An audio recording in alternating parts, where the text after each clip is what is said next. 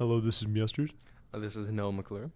and this is episode 2 of the Concrete Clappas.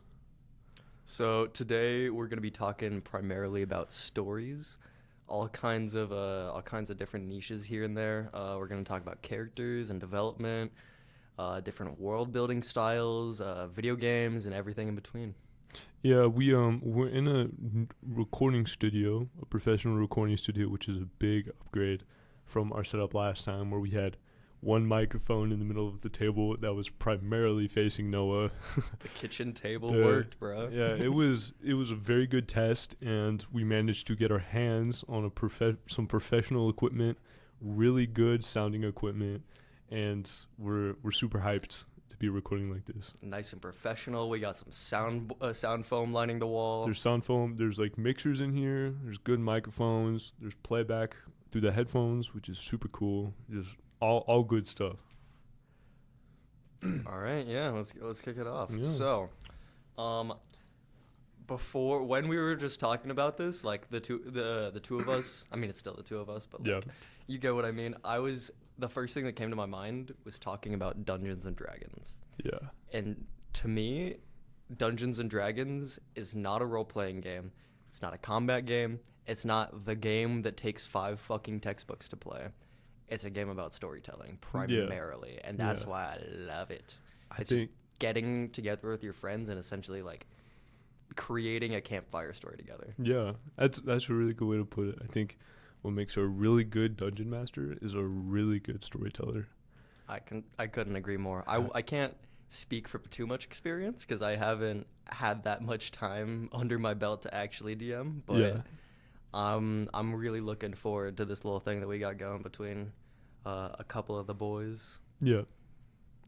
I think listening to playing some Dungeons and Dragons and listening to a lot of Dungeons and Dragons, I love the storytelling aspect of it, and listening to like Just Roll With It was the biggest one I listened to, which is like a Dungeons and Dragons podcast. You just listen to people play. It's so much fun to listen to people. It's like collaborative storytelling. Yeah. The best way I could say it. There's really good stories where one person is just like movies. It's just like one source of input for a story. In Dungeons and Dragons, it can be as many as you want. It can be tons of people collaborating on a story. And it's using your head as the medium, not some screen, so you can go fucking wild with it. Yeah, yeah. And because there's so many well-written systems to kind of support this, it just ends up working so well. But yeah, no, I definitely agree on the whole collaborative storytelling element. It doesn't work unless players are collaborating with the DM and with each other and vice versa. And there's this network of communication and planning behind it.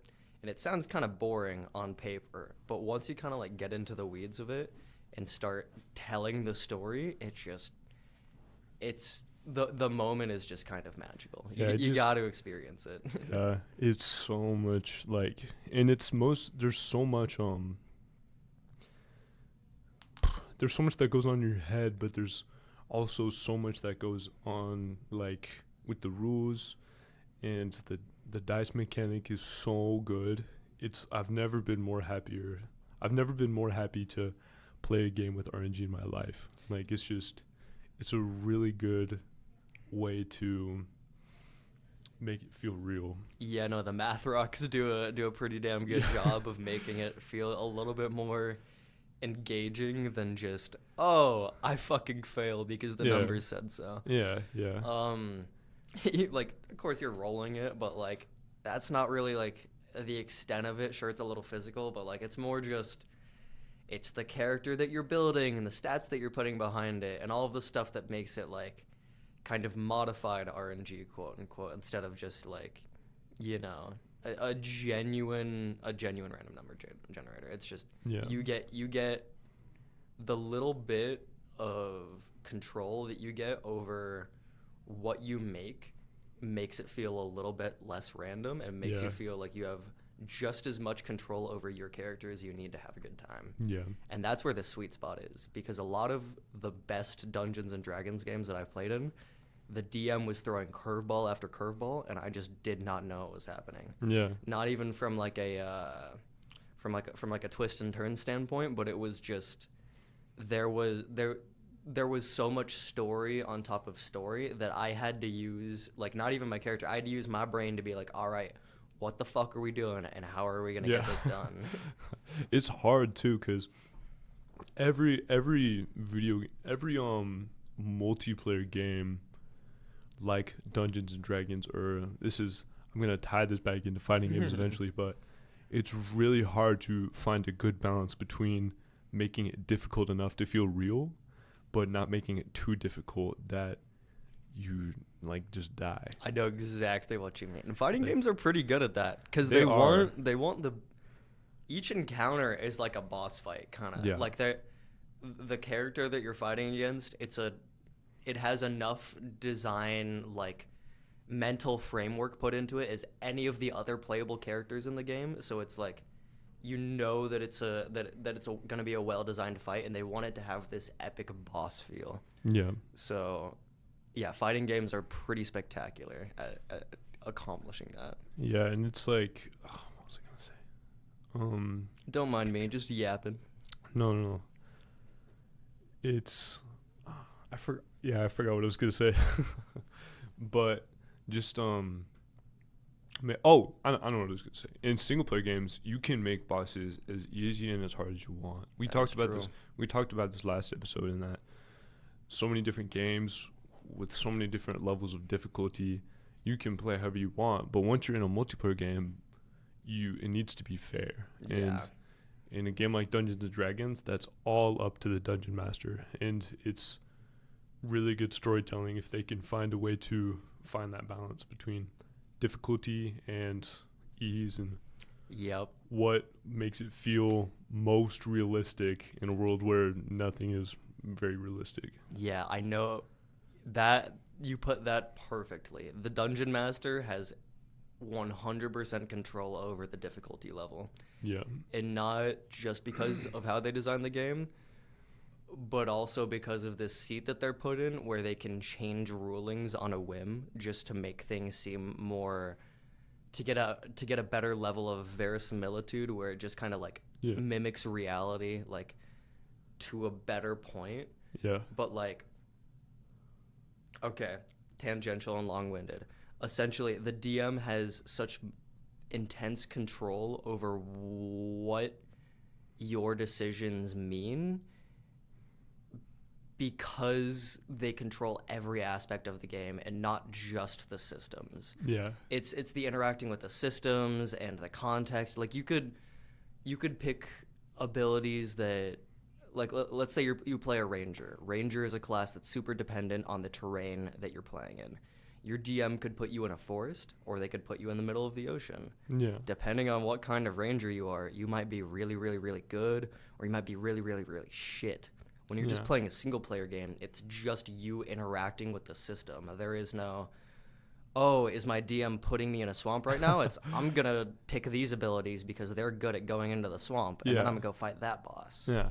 I've never thought about it like that, and you put it in a really good way, in that the dungeon master interacts with the system. It goes from the system through the dungeon master to the players. Yes. And that just blew my It's like this, blew my mind the way you said that. The way that you kind of articulated it, I didn't even think about that. Like, it's just kind of like this mouthpiece that the rules are filtered through. Yeah, it's like the dungeon master can literally do whatever he wants. Anything, fucking anything. And he can break the system, he can fix the system, tweak the system, but the system will always go to the dungeon master before it goes to the player, which makes having a good dungeon master, like, so important. Yep. Okay. It is the phrase, you have to know the rules in order to break them, has never been more true than in Dungeons and Dragons. Yeah. Because people go, I don't like that, without even fucking looking at it, without peeling back the layers and going, oh, it's embedded in fucking 50 different system mechanics, and that's why this exists. Yeah. And these abilities would be underpowered or overpowered without it. And having a good DM makes or breaks the experience. That's, I think, taking stories at face value, like some people do with Dungeons and Dragons, is they'll look at the system and just be like, this is bad, this is good, and taking even stories as taking things at face value before you take them apart is a way to never experience a good story, like, ever. It's that objective measurement that you give it on just a first run through. Yeah. You're not intricately familiar with all of it. It's just you looked over it and you're like, I like this, I don't like this. Yeah. That's a problem. Yeah. I think that, like, I know I'm super critical of when other people aren't willing to, like, try new stories or look at new things. But I realize I do it too sometimes. Like, when I'm watching something for the first time, I want to, if it's not super cool and super action packed, I don't know if I want to commit time to it. Yeah, you're kind of already trying to dismantle it. Yeah. But I feel like with I feel like with media in general, it's kind of fair that you do that because there's just so much of it and all of it's trying to take your fucking money, right? Yeah. So you kind of have to pick and choose, like, oh, what's actually a fruitful use of my time? What am I going to enjoy and not be like, I'm kind of pissed that I spent $30 on that. Yeah, and it's another thing, like, Dungeons and Dragons is so cheap. You don't even need to pay any money. Yeah. You can literally look up the rules online and fucking roll dice online. Yeah, and play with an online mat. It is free. That is how you know you are fully immersed in, like, a story, is when the idea of, like, a price tag, like, it's on the opposite end of the spectrum as, like, modern Marvel. Dude, or I hate that shit so much. Things like that, and just cash grabs. And if you have someone who isn't making any money telling you a story, you know it's going to be a good story. Because the only way they're going to benefit from telling you that story is if you like it. Yeah. So, D&D is a story attached to a gaming system, while most other forms of media are these systems attaching a story to it. Yeah. The story comes secondhand to whatever they're trying to get across, whether that's visually with the Marvel visual animators who are, like, overworked and, like, fucking crying because they have to make 20 feature films a year and all of them are dog shit, but all of them have to be super pretty. Yeah. It's I think I'm thinking about what we were going to talk about. I never thought the idea of, like, economics. Yeah. And the market would find a way in, but it is a huge. I mean, entertainment is just money at this point. Yeah, maybe not like 30 years ago, but in the year 2024, definitely entertainment might be the biggest industry. I think that entertainment has always been huge. Learning about, I'm in a film class right now, and we learned about the kinetoscope and the kaleidoscope, and not the kaleidoscope, but just early forms of filmmaking. And the way you viewed the films. Fucking kaleidoscope. Not the kaleidoscope. It was like the kinetoscope or something. Yeah. In the first moving picture films, was the biggest part of it was economics. Like, they made so many of these. It was just like a box, and you looked into the box and put a quarter in or a nickel or something, and then you saw a video of, like, people fighting for 30 seconds. Yeah. And the biggest part was when they were making them. I think it was like, I don't want to say any names because I know I'm gonna get it wrong, but people, if anyone knows and is listening to this, then they probably won't. Anyways, I think it was Thomas Edison, and, like, all these other early filmmakers. It was George Méliès, I think, and it was just economics. Like, they wanted to pump out as many of these boxes as they could, even though it was entertainment, even though it was storytelling. It's how can we do this, and how can we get people to fund us keep doing this? Yeah, and the biggest part of what evolved from the, like, kinetoscope to films was someone was working with Edison, and they said, I want to do more with this. And Edison was like, we're doing so good. We're rolling in so much dough. We don't need to change. But then they shifted, and all of a sudden you had hour-long movies that told a story, and with characters and things. And taking a step, I think the best. That's such a good point. But taking the best types of stories are when people try to look away from economics, and we would not be where we are today in the filmmaking industry and in the storytelling industry if it wasn't for those people that said, I want to make more, despite how good this form of bread making is working. I get you completely. Somebody had to be the first person to be like, all right, we don't care about the grind for like 2 seconds. Yeah. We just need to create something that's going to take people by the balls and gain some fucking traction. Yeah. Because you can make making money is one thing, but if you don't have the traction to keep doing it, you're eventually going to fall short. Yeah. You need momentum. Yeah. And they created it for us. Yeah.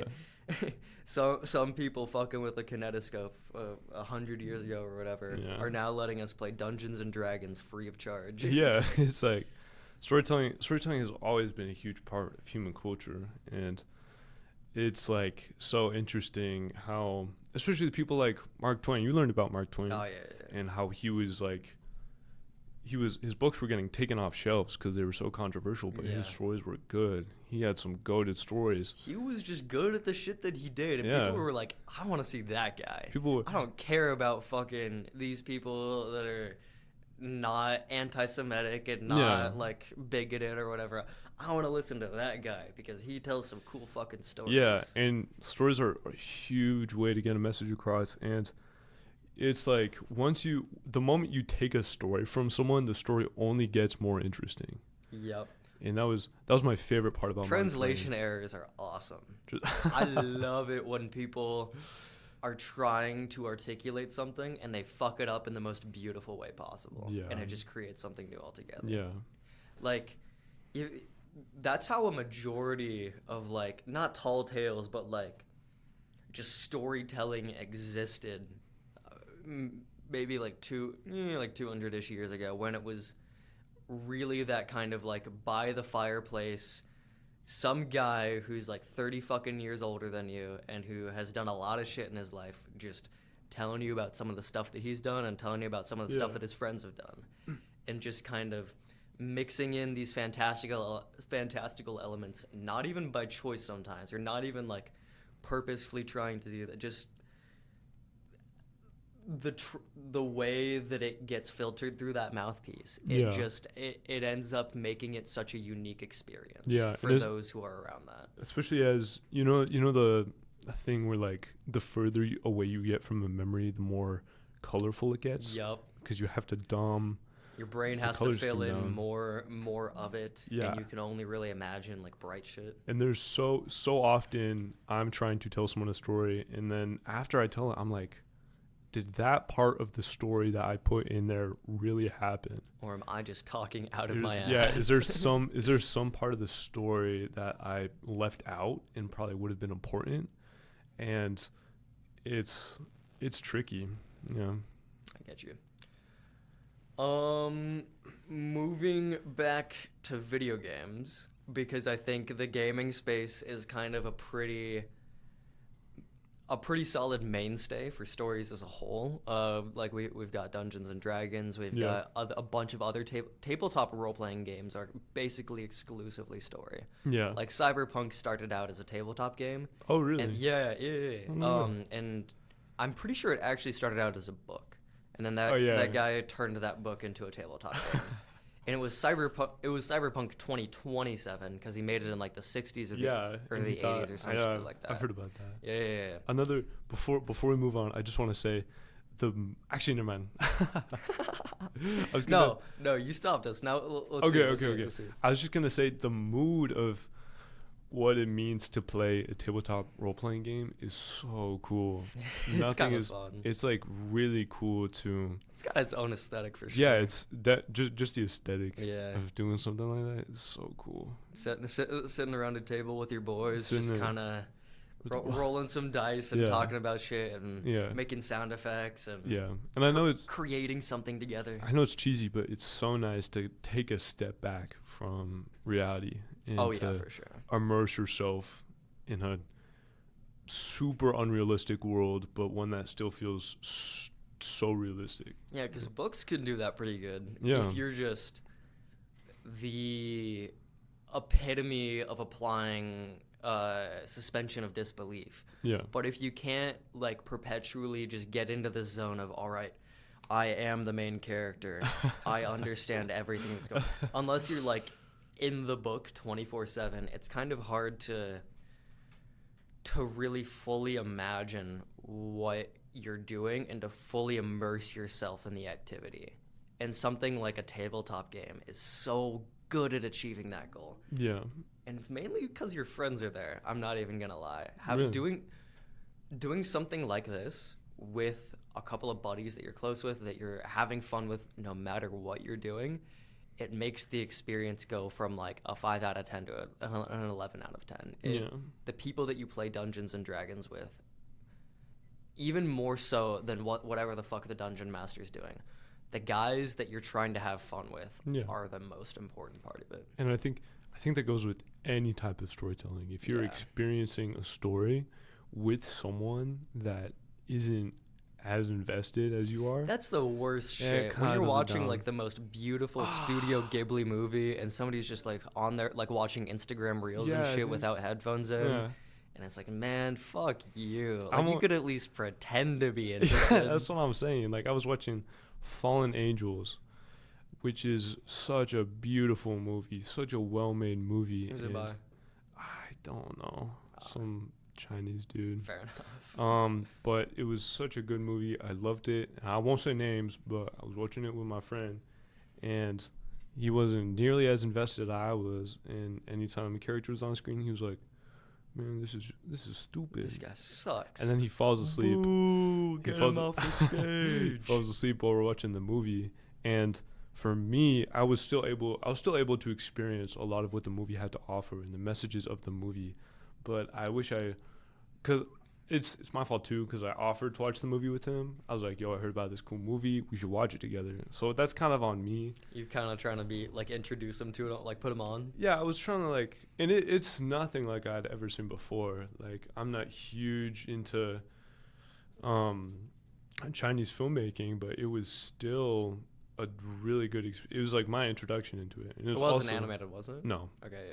Yeah. And it's just like, and I watched the second. It's technically a sequel to another movie called Chungking Express, and I watched Chungking Express later, and I watched it by myself, and I was like, "This is such a good movie." It's all fitting together now. Yeah, I'm like, "Oh my gosh, this is such the storytelling, the cinematics, everything was so good," and I felt bad because I had given someone false hope in a good movie experience, but yeah. There's also like how you interpret things, like of course there's with whatever medium there is a mouthpiece that it's filtered through. Yeah, it then has to be filtered through your ears and your brain. There could be such a wide disparity between two different people's relationship with a given piece of media. Yeah, just because it's like, man, I have never been interested in fantasy. Yeah. I don't give a shit about ecology. I don't give a shit about magic systems. I don't give a shit about fantastical shit. I just want to see some guys fuck each other up. Yeah. Then don't watch Lord of the Rings, bro. Turn on UFC. Yeah. It's like, it's so I wish we could all, I'm guilty of this too. If we could all take a step back from what we think we don't like and just trying to immerse ourselves in something, at least just try. Man, I think we're all guilty of that. Yeah, we're all so guilty. We're all judgmental pieces of shit. Like, for me, I can't get into Lord of the Rings. Every time I try to watch it, my sisters were super obsessed with it. I go to watch it, and I'm just like... Dude, I am the same way with Harry Potter. Same. I have a good friend who's a Harry Potter head, and I just can't fuck with it. I'm like, man, this is like if a Brandon Sanderson book was like made for a 10-year-old audience. This is just not fun. My dad tried reading it to us. He was like, I'm gonna put you kids on Harry Potter. And he was like, on. we were, no. He read us Narnia. Narnia, even better. Actually, no, I really like Narnia. I liked it too, but he showed us the audiobook of Harry Potter while we were driving, and I was okay. like, I do not want to listen to It's this just British man some read Harry dude Potter. talking. Yeah, and I was like, uh, I feel like that's another thing is I really love your analogy of the story has to go through a mouthpiece and then it has to go into your ears and through your brain, and there's so much that can like go wrong. Yeah. And there's so much that'll It's a chaotic space. yeah, it's hard, especially because you like to watch sub, right? In general, I like to watch subtitled anime. If Yeah. I can't understand that shit, I'm like, all right, what's the original format? They did that shit right. Whatever was after was probably bootlegged. Yeah, and that's why watching, I'm the same way with like I'll get so invested in something and then I'll hear the way they did it differently, whether it's the dubbed version or yeah, basically just the dubbed version. I remember just being like, this is just so gross. Yeah. I can't listen to Yeah. this. But I'm also guilty because I only watch Ghibli in English, That's so fair. which is And it's I same with only watch One Piece in English because I'm doing chores as that shit is going on in the background. yeah, and it's like I'll only play games in English Yeah. or games in whatever languages mean. Like Guilty Gear, I don't know. I'm not a fan of the Guilty Gear English voice actors. I think it's way better in Japanese. I'm not gonna lie. Yeah, dude. Especially with like I don't mean to like throw out insults or anything, but Happy Chaos's Japanese voice actor is so good. It's just because like it sounds like it was made for that. In the moment you try to like squeeze in something else, which we need to do, we need to make things national so everyone can enjoy them. Oh yeah, of course. But for me, especially because it's a fighting game, and But I'm not listening to what they're saying most of the time. It's just like I can just read whatever they're saying at the beginning of the match. Yeah. Yeah. You know, Guilty Gear is really good at that. Yeah. I don't. So for you, it's kind of about just whatever ends up fitting that specific hole better. Yeah. I'm gonna have to disagree because I have found anime that I like better subbed, but my initial experience and the way that I found anime that I like better dubbed, but my initial experience and the way that I formed my relationship with the show is through subbed. Yeah. So I'm just like, man, this is just some random dude. This is not fucking Yuta or whatever telling this heart-wrenching story about why he killed himself. Yeah. It's fucking George. Yeah. Who put George on it?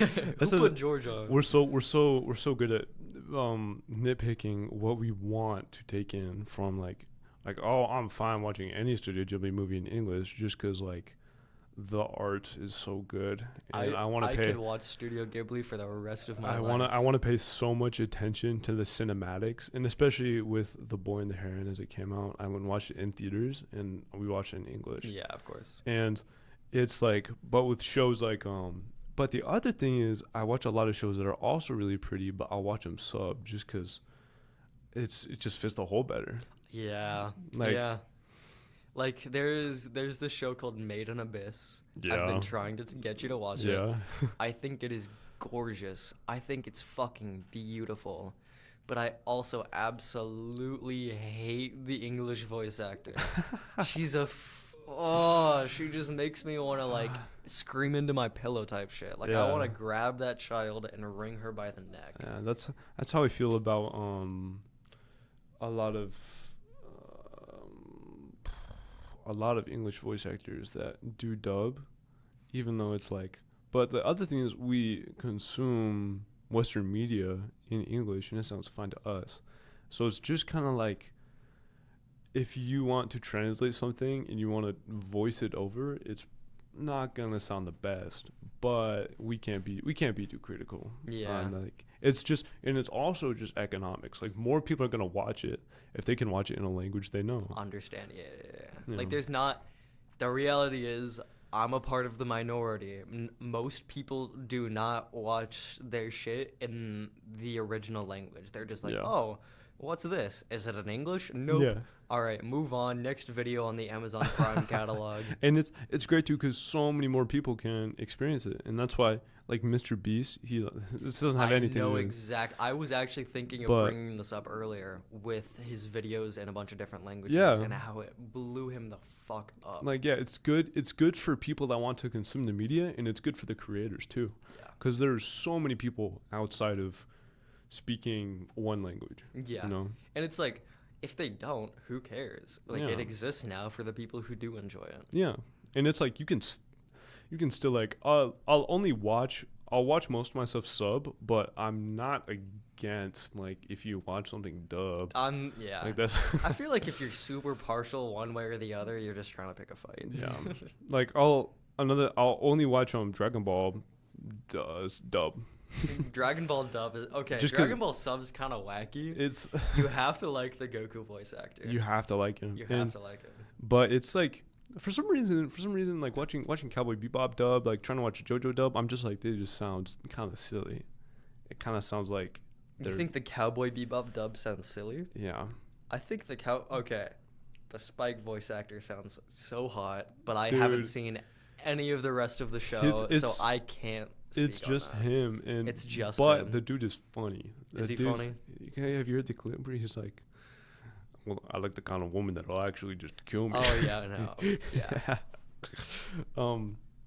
But for some reason, watching Dragon Ball dub, I have no problem. It's just like, oh, well, yeah. Talk, talk about mouthpieces.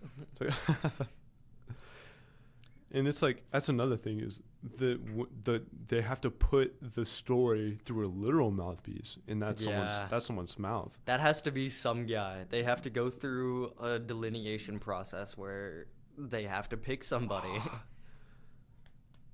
I have a subject for later. Okay. Once we get there. I gotcha. What subject are we on right now?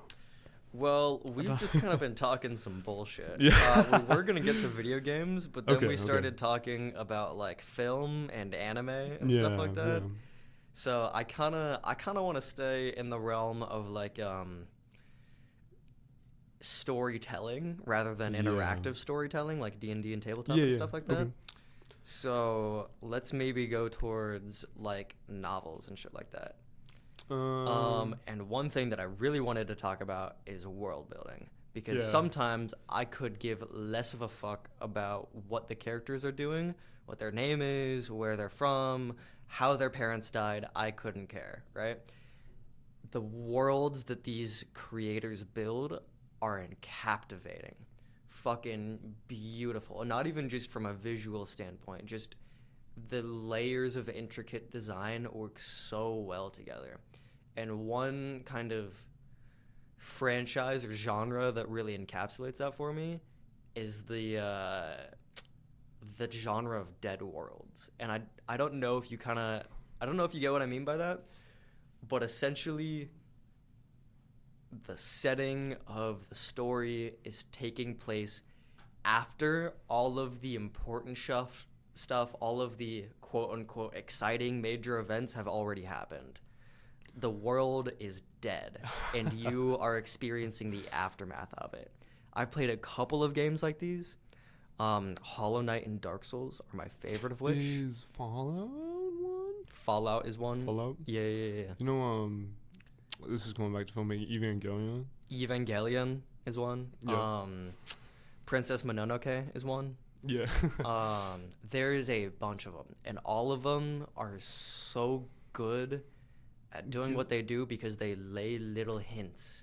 It's not about exposition. It's about sprinkling it with glitter, just the right glitter and just the Yeah. right coat to get across this message. Yeah. It's supposed to be vague, but it's supposed to capture your attention as well. Yeah. And it's just the best feeling of like noticing something and being like, oh my God, what if that means this? I've never thought about it like that, and I've never heard of the Dead Worlds like world building description. Do you know what Shadow of the Colossus is? Mm-mm. It's this video game where there's 12 Roman Colossuses, and there's this one guy, and he's trying to resurrect his like girlfriend or whatever, Yeah. and he's like the only guy that like exists. You play as him, and you don't find anybody else your entire playthrough, and it's just kind of empty fields and like ruins and like big vast like wastelands and swamps and stuff like that, but like nothing's really in them. And then you come across these like roaming gargantuan creations, and it's like it just kind of it's the placement of these extraordinary things Yeah. in the most boring environment because it's dead. There's Yeah. literally nothing going on because this shit is long gone. Yeah. And you're placing something exciting in it, and you have to wonder where it came from and what it's doing there. And all the questions that are normally answered by exposition, you get to fill in with your mind as you're going through and experiencing the media. Yeah. It's I'm trying to think of good examples. That sounds like what kind of game is it? It's like It's kind of like original God of War almost. Like you're climbing you're climbing the Colossus a bunch, and you're like, I can't remember if there's weapon power-ups or not, but it's kind of supposed to give you the feeling of like low magic. Like you're not really like this super powerful being. You're just like something going up against these impossibly large creatures, and yeah, it's kind of a David versus Goliath situation, but like perpetuated by low magic, and like the world is dead. Yeah, that sounds like a good game. There's not really any like, there's some hints to like magic, quote unquote. Yeah. But there's not a whole lot of blatant calls to it aside from these gigantic machinations. When was the game made? Maybe 2012, 2015. Oh. So it's like kind of old, but like not super old. What's it? I'm going to look this up. Yeah, what's it called? It's called Shadow of the Colossus. Shadow of the... I'm not going to lie. The art for the cover is perfect for describing like the rest of the game. That's a big dude. Yeah, that's like the first or third dude that you fight, I think. It was released in 2005. Oh, that's really old. Yeah. Oh, I might have. Oh no. 2018. Wait, actually? Yeah, I'm getting different. Okay, results. maybe it was remastered. Yeah, maybe it's remastered. I guarantee you that was it, because it was kind of an old game.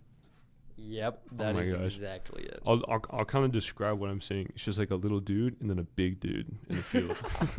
Perfect explanation. But no, it's like Legend of Zelda, but you're fighting like God. Yeah, and that's what Breath of the Wild is. I keep forgetting what you call it. Dead World.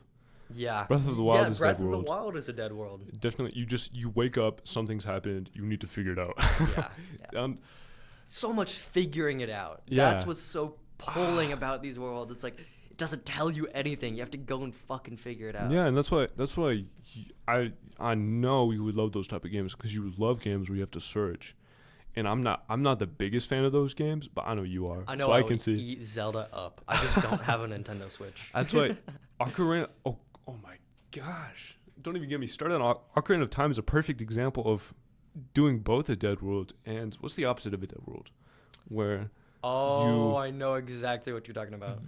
Ocarina of Time does both. Yeah. That's crazy. A dead world and a thriving world, I'd say. Okay, yeah. So you start in a thriving world. You hear about this issue that's going to happen, and then all of a sudden the issue happens, and it's years later, and you have to figure out why it happened. So it's this dead world that allows you to go and interact with the thriving world. That's really cool. Yeah, I just realized that. I just pieced it in my head. It is one of the coolest game concepts, period. Going back and forth between younger version of yourself and post-apocalyptic version of yourself. Yes, literally. And that shit's sick. It's sick because in order to go back in time, you need to go to the Temple of Time. Yeah. And you need to put the Master Sword back. And if you have the Master Sword, you're an adult. And if you put it back, you're a kid. To get to the Temple of Time, you have to go through a market. And when you're a kid, it's thriving. There's people dancing, there's music, there's shops open. You go into the Temple of Time, you take the sword out, you go out, there are literal zombies.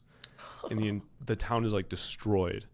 And it's so, the first time it happens, it's so jarring. You're like, what? Just this shock value of like, oh my God, what happened? To play...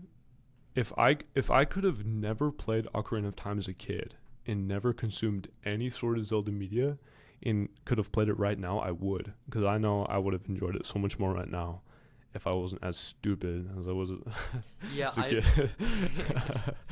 Dude, I know exactly what you mean because I played a lot of really fucking good games in like elementary, middle school, early Yeah. high school, and I was Yeah. like not that into like storytelling and like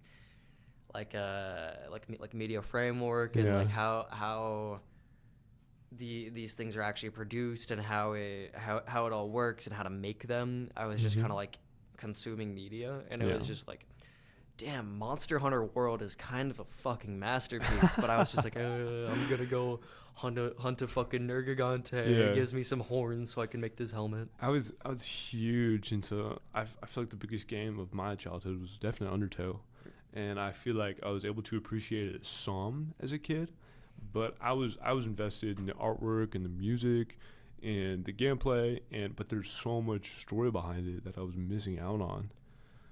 And do you ever feel like there are games where, like I described with Undertale, you do the opposite, where you get so invested in the story, but you never interact with the mechanics of the game? Yeah, and it's only the Okay, it's only the movies, and what I mean by that is there's certain games that are like, you either get Doom or you Yeah. get Guilty Gear Strive. What do you mean? You either go through and kill demons and have no clue what the fuck's going on 99% of the time Yeah. because you don't need to. That's Yeah. not important. The gameplay's important. Yeah. Or you're watching a movie with little bits of gameplay in between, which is Guilty Gear Strive. That's a good analogy. That was a fire analogy. Because you don't really need to know why the fuck you're there in Doom. Yeah. It doesn't matter whatsoever. doesn't- But you if you're showing up to the Guilty Gear storyline and you're like, I can't wait to fight these guys, You're you're gonna be so disappointed. You're gonna be like, man, this game I paid $60 for this piece of shit. Yeah, and they do. But storytelling is so good.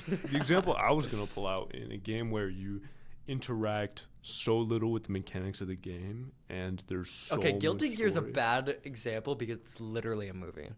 But No, I'll go to Guilty something Gear's else a better. great example. No, Guilty Gear's a great example because there's so much lore, and the game is a very good game mechanically, but you can get so invested in the story too. The example I was gonna pull up was Five Nights at Freddy's, and just like growing up wanting to play it, being too scared to play it, and never interacting with the actual game, but getting so And invested. it's just like William in what it was- Afton. Yeah. Perfect storytelling, very good storytelling in the game, but I never interacted with the game Okay, itself. I feel like Dark Souls 3 might have been close to that for me. Really? Because the Dark Souls franchise was really my foray into the onion tactic to story building Yeah. and world building, where it's kind of like you have your surface level shit and then you have a bunch of stuff beneath that you have to unpack. You have to go through layers. You have to explore. You have to understand stuff. Like there's a barrier to entry to understanding the story. Yeah. Dark Souls was my first game, piece of media, whatever that was like that. And it's kind of funny because I only really got into the story after I beat it for the first time. Really? But when I beat it for the first time, I was playing it with my best friend. And so he essentially like handheld me through it for the Yeah. entire thing. So we were playing Dark Souls multiplayer, essentially. Yeah, you were telling me about that last episode. Like we would just go through we would be on video call, or sorry, not video call. We would be on voice calls and like essentially, or every once in a while, like sending each other's pictures of like where we would want to go if we couldn't like articulate it properly in words. Yeah. And then once we got to the boss area where we could summon each other, and we'd essentially tandem the boss. And we went through the entire game like that. And Dark Souls is a game best played by yourself while just literally slamming your head into the brick wall that is the system mechanics. And so I didn't experience that my first time playing it. Yeah. I just experienced having a good time with my friend. Yeah. And so when I got into the story mode of it and I started to replay Dark Souls, I got both of them at the same time, where I was like, holy shit, this This is is good. the best story that I have ever fucking heard in my entire life, and they don't tell you any of it in the game. You could play the entirety of Dark Souls, you could explore every corner by yourself, but if you don't make the right inferences and the right connections, you will have no clue what's going on.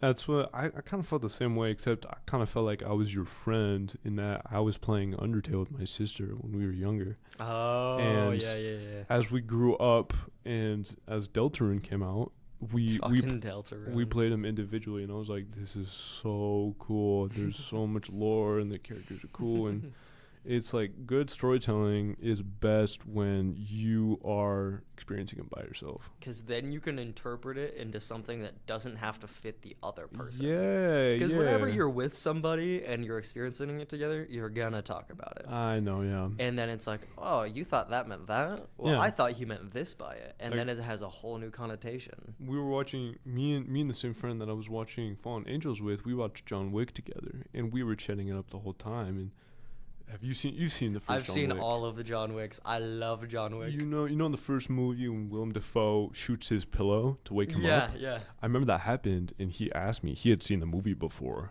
He was like, is he helping him? And I was like, well, duh. Isn't that the point of the movie? And that's why he gets mobbed. Mobbed at the end. Yeah. He got mocked. Homie got But it's just Keanu Reeves fucking like mewing. no, but he got mobbed at the end, and it was just like he had never. At least I don't think. If he's listening to this, I hope he's listening to this. Please, Willem Dafoe, give us a good review on Yelp. But I hope no. I mean my friend. Oh, we both know who we're talking about. But I hope he's listening to this, and I hope he like. Yeah, that'd be cool if he came up to me and he was like, "I heard you talk about me." Sorry. Anyway, I was getting sidetracked. I'm looking at the monitor screen, and it looked like I was talking really loud. So if I was talking too loud, sorry. we can always turn you down in certain sections. True. I was trying to keep a little bit more distance between, just because I noticed when I got real up close and personal, It's had to be- super, yeah. I had to be super careful of We how could- exactly I was speaking. We could do some nice ASMR with these microphones. Dude, these microphones are pretty solid for ASMR. Sorry. Look at I still. Shh, it's gonna be okay. Everything's gonna be alright. All right, let's stop fucking the Can microphones. we talk about ASMR? Oliver, get storytelling? your dick out of the microphone right now. Okay. Let's talk about some really alive worlds. Let's talk about some worlds with shit that is... There is so much going on in them. The first example is Guilty Gear. We're not going to talk about that because Yeah. we've talked a lot about Guilty And Gear. also Guilty Gear, it's not exploratory.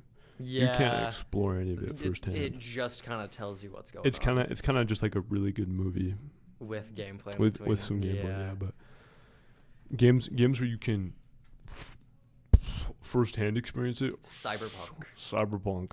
Is the best example you could possibly give of one of these. Just like It is the liveliest world you could imagine. Literally- There's so much happening in every corner. that's why it threw me off so much. I remember hearing about the game and being like, this game is gonna suck. There's gonna be so many issues, and then there were issues, but then they fixed them.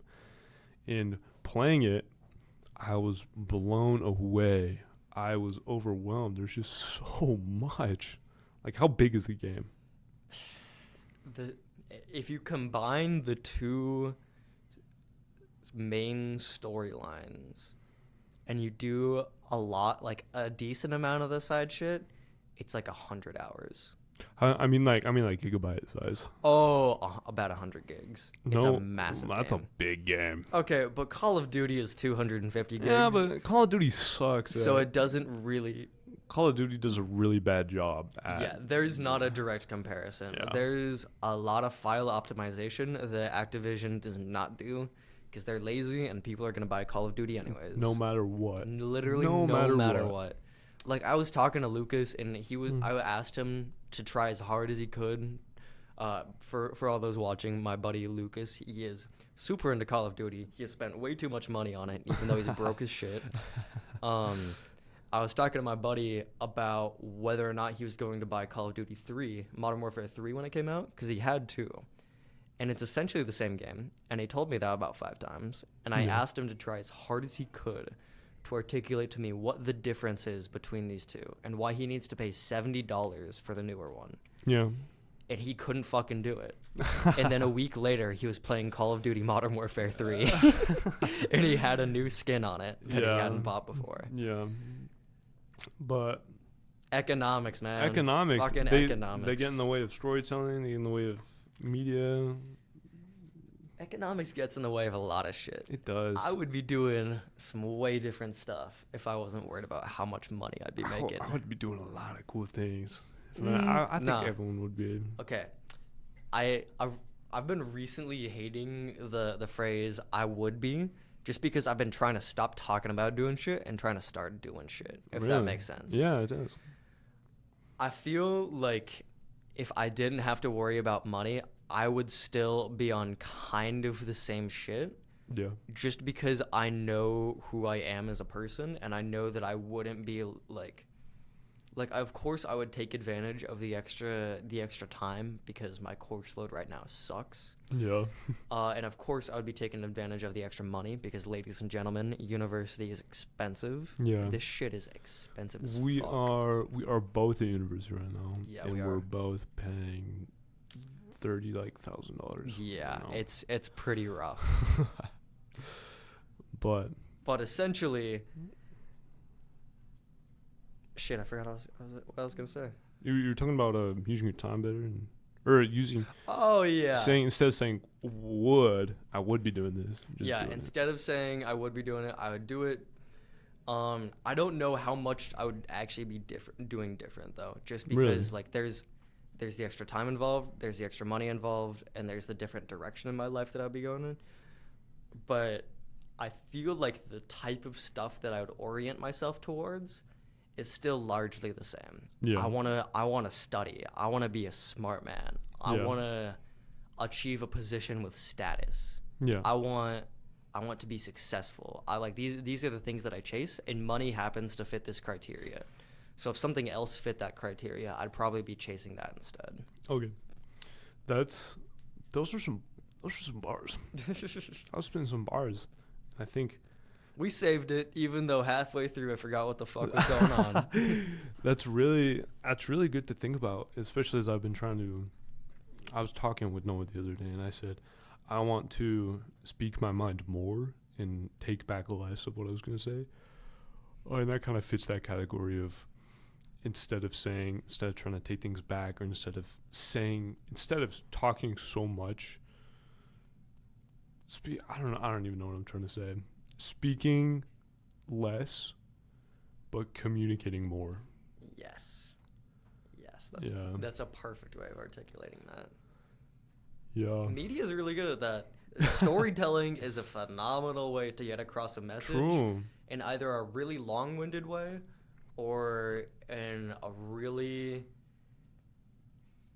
in a moment that is akin to an epiphany.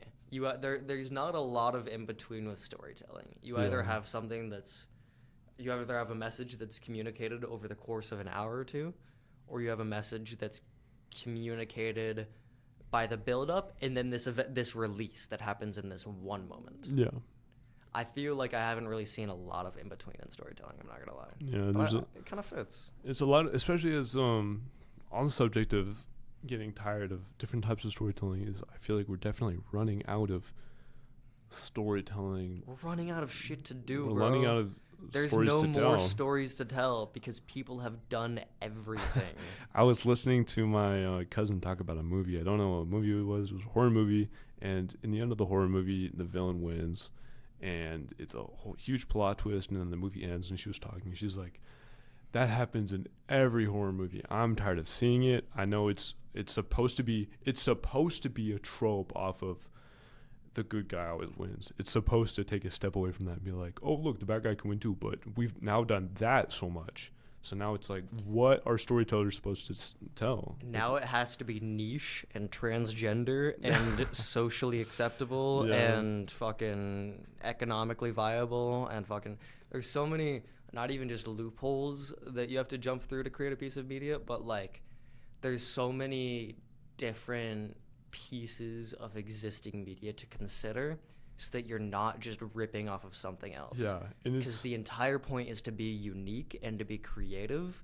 And if you spend fucking 2 years on this screenplay and somebody reads it and he's like, oh yeah, that's The Office, you're going to be fucking decimated. yeah, it's gonna having that happen with my dad. He's a writer, and he wrote an ad for Ford, and the ad was basically this guy gets a new Ford and he wants to drive it around so much. His wife is going through labor, and he pulls up to the hospital, and he's like, let me just do one more loop around the hospital because I really like driving this Ford. And he keeps driving around the hospital because he loves his Ford so much, and he submits the writing to Ford, and then Ford goes, a company already did this ad. That is in like India. so funny. And they couldn't do it. And he was like, okay. But it's just like there's only so much story we can tell. Yeah, there's only so much we can do. Yeah, like think of how much value a science fiction story set in our solar system is gonna or set in a different solar system is gonna have in like 200 years, 100 years, and everyone's just gonna be like, oh, look at the little babies. This is what they thought, and then it's just gonna be like the only value that piece of literature is going to have is as shock value of not being accurate whatsoever. People aren't gonna be like, oh yeah, this is such an amazing story. Especially with like the newest Fast and Furious movie. It's like they just keep. Another thing is, Fast and Furious is just Call of Duty for movies. That's an opinion that I hold strongly. You make something good, and then you leave some room so if it does well, you can make more. Yeah. And you make more, and it keeps doing well, and then you run out of story to tell. So you have to go to space. You literally just have to go to space. Like have to go into space. That's all you can do. Wait, did Fast and Furious X go into space? Yeah, they did. That is so funny. Went to space. That is so funny. I can't remember if it's. Do you know what Moonfall is? No, I don't. Oh my god, we have to watch Moonfall. I feel like tangent. I feel like there are games that do it well. Like I feel like Guilty Gear has done a really good job at each. There's a ton of games. Each game, new things happen, bad things happen, but I don't know how. I can't do this because I'm not a writer. I don't make stories, but I don't know how they can make another one after what happened after Strive. Like, Soul Bad Guy's gone. So I haven't finished the Guilty Gear Strive storyline. I have gotten a little bit of exposition about what the fuck that man is and what Happy Chaos is because one of my best friends is super into Guilty Gear. But I can tell you that Guilty Gear is one of those. Guilty Gear is approaching this state that most media, or not most media, but some media gets to. Yeah. That it's this point that you're describing where it's just like, we could do more, but it's just disrespecting the material. Yeah. You have to kind of give it the rest it deserves. It's like denying somebody the right to die. Yeah. Give this property the right to die and to live immemorial. Yeah. Sorry, I didn't mean to interrupt you. I was just going to say, because these things are literally, like, you can... This is a really bad analogy, but imagine if Picasso went on an ad campaign trying to get everybody to come look at his art exhibit. Everyone would hate that dude. Yeah. They'd be like, this shit sucks. You're an attention-grabbing whore. Go die. Like, we don't care about this. Yeah. But since it got famous a couple hundred years after he was alive, it was allowed the space to become this true masterpiece. Something that there was no forcefulness to it. Everything about it is organic and natural and as it should be. And it's like that's a really good point. That's a very good point. It's JoJo is so good at that. Araki was writing it, he wrote a ton, and then he was like, okay, done. We cannot do any more of this. No more JoJo. I'm just gonna do little side projects. I'm gonna do Gigi now. Wait, but what's the guy who's like fake Giorno or fake Jotaro? Oh, He's like Garbage Jotaro or something like Cutero. Cutero. I'm gonna do Cutero now, but he did a really good job at making something amazing, making a really good story, and spanning it out so long. It's kind of like, I told you the ending of Stone Ocean, right? Yes. Okay, so you know everything that happens. I know most of what happens, and if you bring up something that happens that I wasn't aware of, I'm not gonna be sad. I'm not watching JoJo's. Okay. Spoiler warning for JoJo's though. It's JoJo's Stone Ocean spoiler alert. Big series. A lot goes down. If you're ever gonna watch it, turn it off. There's 2 people listening to this. Actually, this podcast is way more important than JoJo's. Okay, yeah. So basically, Araki literally gave the characters a right to die. He just killed the characters, and it was just like that's it. And that was basically, I told you about the ending scene where it goes through every. Araki isn't afraid. He dies forever or whatever.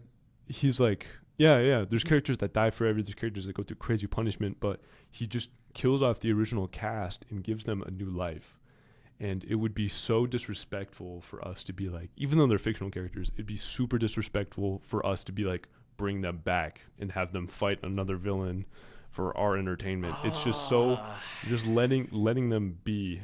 But you know what sucks? What? Sorry, let me get closer to this microphone. No. What sucks? What? People do that shit anyways, and in our most sacred mediums, like Dungeons and Dragons.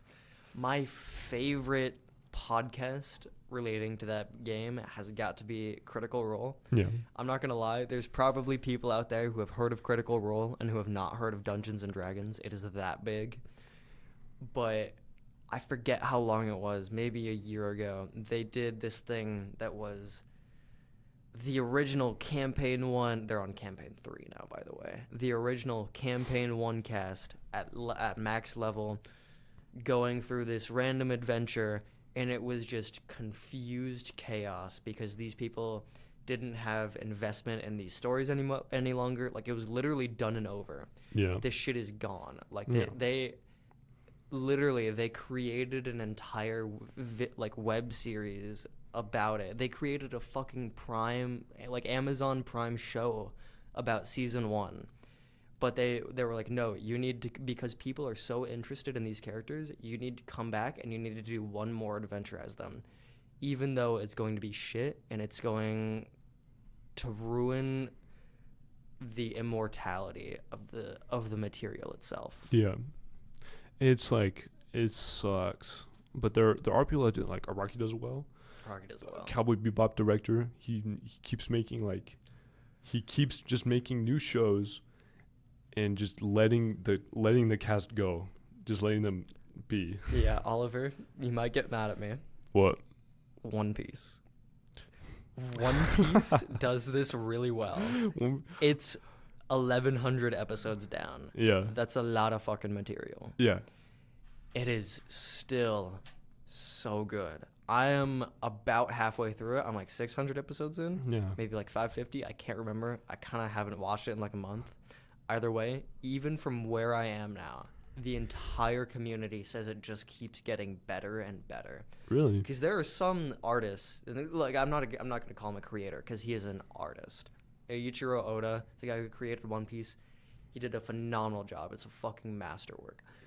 These artists that can create these compounding storylines, sometimes it fucking works. If you're able to layer it correctly and make it not just garbled, jumbled bullshit that keeps roiling over onto itself, then it can develop into this complex web-like network of shit that's happening all at the same time. And it ends up feeling more akin to real life in a real moving world than anything else that you could design. Yeah. That's surprising.